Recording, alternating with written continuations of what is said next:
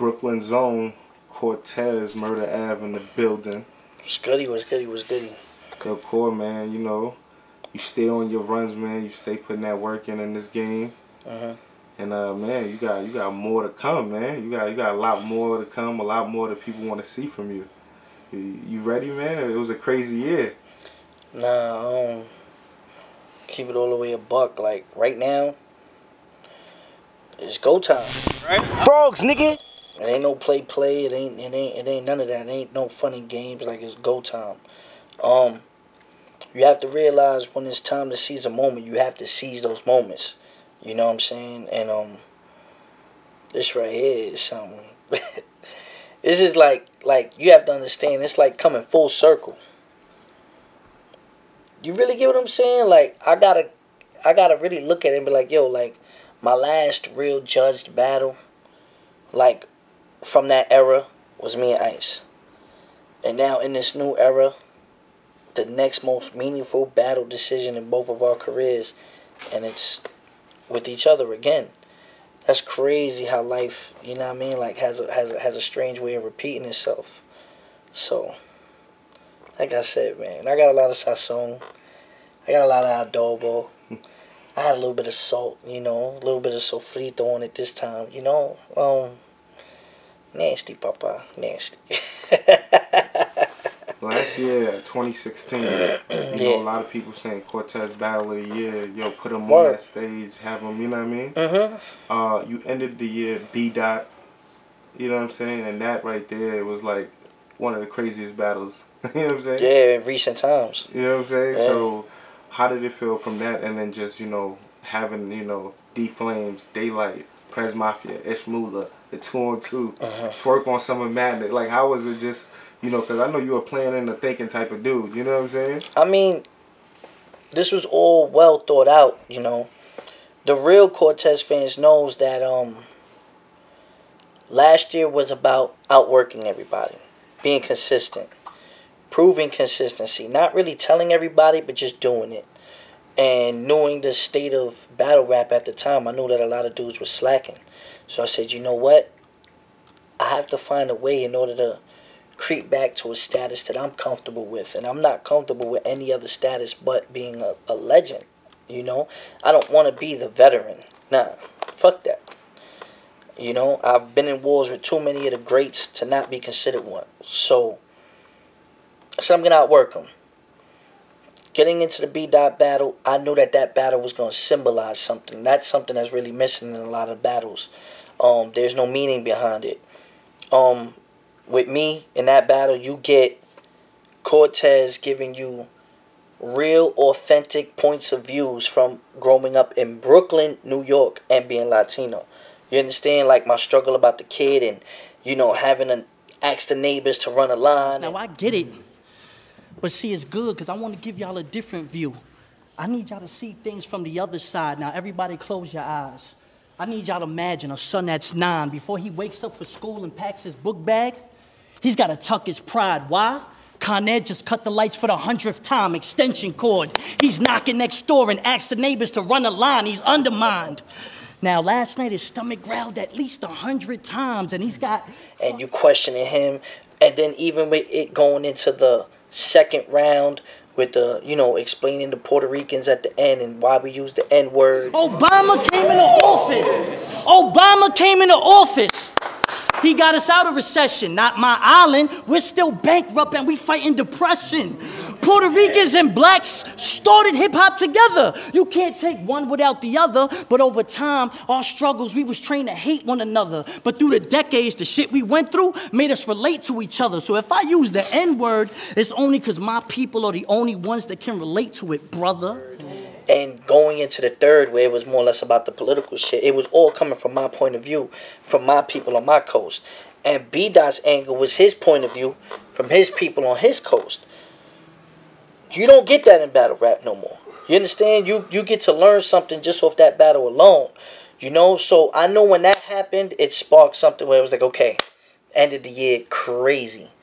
I need another stepping stone, or I need something else that's gonna take away moments. And that's what I keep repeating. You have to get moments in battle rap or in general, just as a brand. Like, When you have moments and you capitalize off them, that's what makes your brand stick, and that's what makes you last in this game.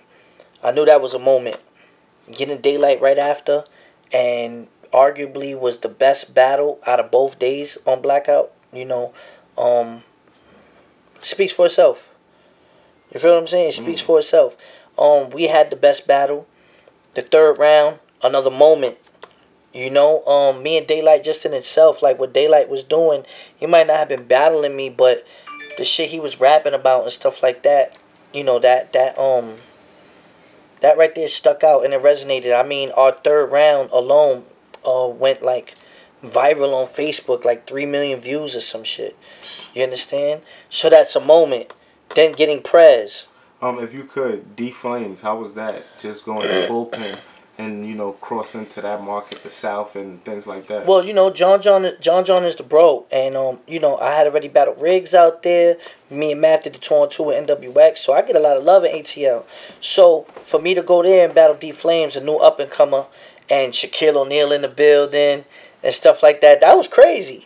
That is crazy. You understand what I'm saying? That was crazy to me. So I was a fan of battle rap. Exactly, man. Shaq came up to me, called, huge fan of that. Hey, Shaquille O'Neal knows who I am, brother. You know what I mean? I'm doing something right. That's dope. You know, so with that being said, you understand, you know, that was a crazy experience. And I think that battle was a battle where I dipped in more into the jokes. You understand? Like I've been really working on my craft a lot more, because like a lot of people say, Clip say it all the time. He's like, Cole, you're hilarious off the camera. Let people, you know, get to see that side of you. They always see a serious Cortez, bars, and I'm backing your back and rocking it. You know what I mean? Like stabbing some shit. Yeah, but you know what I mean? Like I crack jokes like everybody else and shit. So he was like, yo, man, you need to show. So with the D Flames battle, I actually joked a lot more.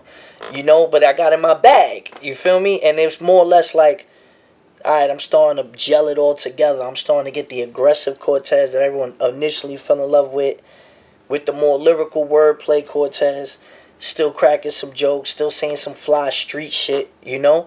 And right after Daylight, I mean, what was it, Prez Mafia, you know? And I said it in a blog. I said Prez Mafia is just, there's nothing he's going to be able to do but just stand there, because it's not even about him, and he doesn't see it. And he was like, what do you talk about? I rapped it. And that's exactly what happened. He just stood there. It didn't matter what happened. Like, I was with the best of the best, Prez. Believe in the hype. It's like they switched our last opponents the way I'm seizing your life. Because once I get money back, bet you'll see the light. There's no comparison. A Mozzie to a Hoopty. A Poppy to a true fiend. But I swear, though, y'all don't even move me. It's the Gottis and the Boosies to the Nazes and the Tunchis. Big Papa and the Coogee to these Yachties and these Uzis. Didn't matter what he did, you feel me? Especially the third round. The third round, another moment. You know, it's like we have a responsibility as battle rappers to address what's going on. You know, and we don't hate on the new guys. If a new guy's dope, he's dope. But you guys aren't going to force some new guys on us. You understand? And I'm not saying Prez. I'm just saying that was the state of it. Like, you know, there's a lot of gas in the buildings now. You know? With that being said, that's why I took Ishmula the same day as the 2-on-2. I said, yo, all right, the 2-on-2, people counted me and Math out. Me and Math and Rum and Ill Will had the best battle of the night. So, you got to realize this. Cortez and B-Dot, battle of the night for that event. Cortez versus Daylight, battle of the night for that event. Cortez versus Cortez and Matt versus Ish and Cortez and Matt versus Rum and Ill Will, battle of the night. Cortez versus Prez Mafia, battle of the night. Performance of the night. Let me not say bad, performance of the night. You understand? So I know I could, you know, fight with the best of them. I know I could get in the ring with them, but I think it was just about time that people saw me more consistently do it, you know, and I had to seize those opportunities. I knew I couldn't just have regular performances anymore. You understand? I didn't want to just be on the card. And when you start asking for those demands and stuff and you start showing it, you know, the results you know, they show. And that's where it is right now, you know. I mean, just the hard work that I'm on is I'm not joking. You understand? I know what this is. I'm fighting to solidify my spot, you know, my legacy. What Cortez brings to the table. Why am I the hugest Latino battle rapper in the world? Why am I internationally known? You know, why am I one of the first people that was on Smack? Why do I have a classic with Ice on Lions then that's controversial? All these questions. So it all comes back to it. And to end it with Ice, you understand, right now, it's like perfect. Nah. And that's the homie. But whether me and Ice are cool or not, this is a moment in battle rap. And you have to understand that this is a moment. And when you understand that, yeah, we cool. There's a lot more stuff on the line right now, you know? Battle rap is far from dead. And on October 21st, you're going to see exactly why. That's why I don't fuck with rappers, and I'm disgusted at how y'all discuss these rappers. When you rap like this, you represent the mumble rappers. Kendrick Lamar, damn, watch how I humble rappers. There's no stopping you. These weirdos keep popping up. Smack, you ain't booking who's nice. You book who's popular. All